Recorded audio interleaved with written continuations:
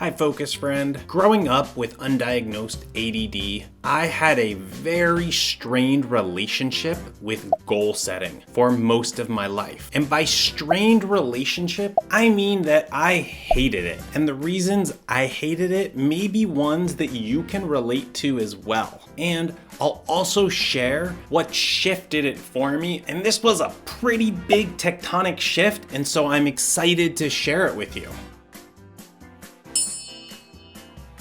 Growing up, goals were something that were pushed on me. From big goals like do well in school this year to small goals like clean your room. And with ADD, especially undiagnosed ADD, following through on these goals that other people like my parents were giving to me was really difficult and painful. And despite this level of pain that I was going through internally, I would get criticized for not measuring up on the expectations within those goals. I was called lazy and self-centered, and I'd get playfully teased for being so unmotivated and such a crazy procrastinator. So naturally, I wanted to avoid any more goals. So that's what goals became for me. Something really painful that other people force on me. And so the last thing that I was about to do with my own free time when someone else wasn't forcing a goal onto me was to come and do some additional goals myself. And then 3 years ago, something changed. Whereas up until that point in my life, I'd been basically pursuing goals when they were pushed on me by life's necessities, like needing to find a job.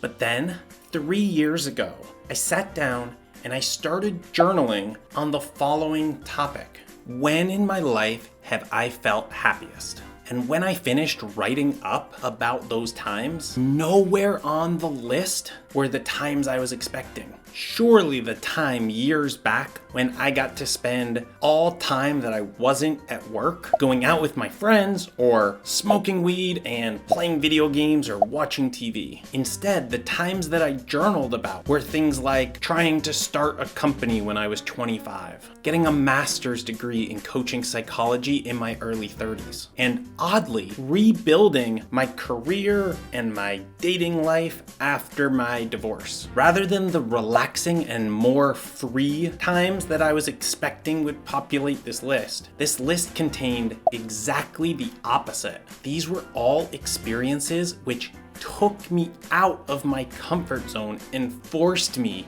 to learn and to grow and to expand as a person. And as someone with inattentive ADHD, I rarely will leave my comfort zone without a reason to. But it turned out that when I was forced out of my comfort zone, that's when I was happiest. That's when I was most alive and engaged with my life. And I realized I only left my comfort zone because of these goals. So that changed my relationship to goal setting, and now it's something that I actively seek out, and my life continues to be richer and more fulfilling over the past 3 years as a result. So I'm curious, has anybody else had a similar experience with their relationship to goals? I'm interested to know. Or what's been your experience with ADD and goal setting? Let me know in the comments below. If you enjoyed the video, give it a like. And if you haven't already, please subscribe. There's great videos coming out on ADD medications, on planning systems, and some other coaching topics. So subscribe and click the bell so that you don't miss those. And if you haven't already, I recommend you check these other videos out. My backstory going from